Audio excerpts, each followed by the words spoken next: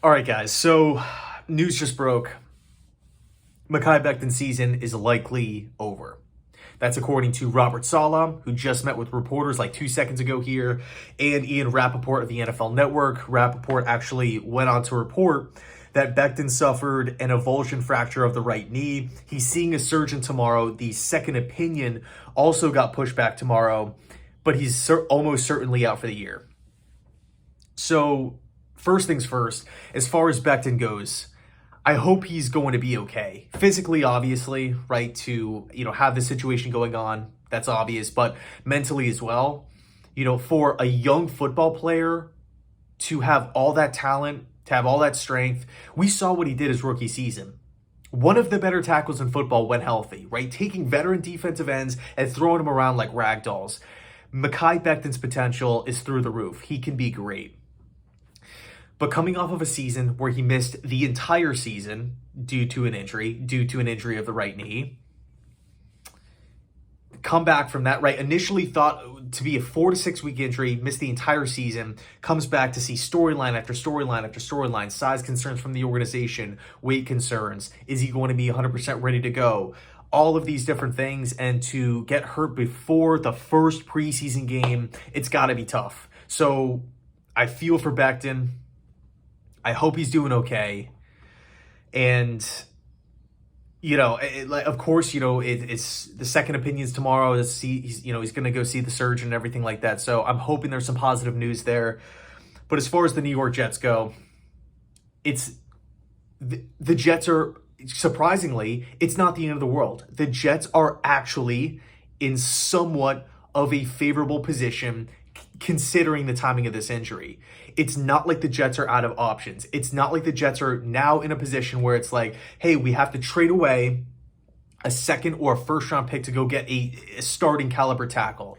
Sorry about that. I'm getting a ton of notifications here on the phone and I'm just losing my thought. Like everybody is sharing their opinions on the Becton news, but it's not like the Jets are in a position where they have to fork over tons of cash, fork over draft assets to get a starting caliber tackle. There are multiple tackles on the market that would come in and be an upgrade over what the Jets currently have. Dwayne Brown makes the most sense. There's obvious interest there. Joe Douglas was actually actually said today that the wheels are moving right there. There seems to be some momentum there as far as a potential deal. And as we all know, Dwayne Brown is a veteran tackle in this league, has gone up against numerous defenses, right? Has had tons of success. He's a former Pro Bowler, started every game for the Seahawks last season. And, I feel like that deal should be done. I thought it was going to be done before the Becton stuff came out, but now that all this stuff is out and the Jets are now down 2 tackles, including Connor McDermott, who in the green and white scrimmage game, it didn't look like he could put any weight on his leg, which is obviously not a good sign. So in my opinion, the Dwayne Brown deal has got to get done. If it requires a slight overpay, then it is what it is. We have to bring in a tackle here, okay? If something comes up, if another team scoops up Dwayne Brown, which if I'm Joe Douglas, I'm not letting that happen. But in the event that it does, right, maybe another team is out there and they're saying to themselves, hey, you know what? Becton went down. There's interest there. The Jets might push to sign Brown. We got to swoop in and snag him now, right, before he's off the market.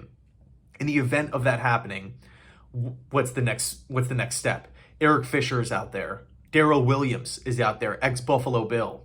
Brandon Shell is out there. Nate Solder is out there. Are these guys elite tackles in football? No. But they're an upgrade over the Jets' second and third stringers. That's kind of the point here. It's not like the Jets are going to be having to fork over $15 or $20 million for any one of these players here.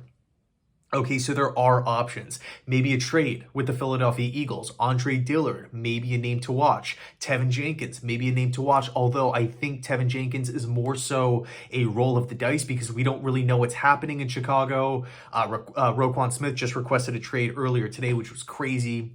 Was not expecting to see that, but I've read that there could be some back problems with Tevin Jenkins. Just a strange situation, but it's an option nonetheless. The point is, this sucks, right? Becton's injury sucks for everybody involved. But moving forward, it's not like the Jets are out of options. It's not like we're packing it in saying, you know what, season's done. Offense is horrible now. it's impossible to protect Zach Wilson. That's not the case. You can go get an upgrade right now. And that's what I want to see happen in the next 24 to 48 hours. It cannot be. And then, by the way, in practice today, I believe Zach Wilson got sacked like 7 or 8 times. So it's not good. I mean, right now we're looking at the roster of George Fant, who has had some injury problems, right? Everything looks to be good now, but given his history, it's not just a guaranteed lock that he's going to, be an Iron Man for this upcoming season. Maybe something comes up with them, or with him rather. And then behind him, Chuma Edoga as well. And then, of course, Max Mitchell, a guy who I'm excited about. But maybe as a rookie, I'm not so sure on how I feel about him starting year 1.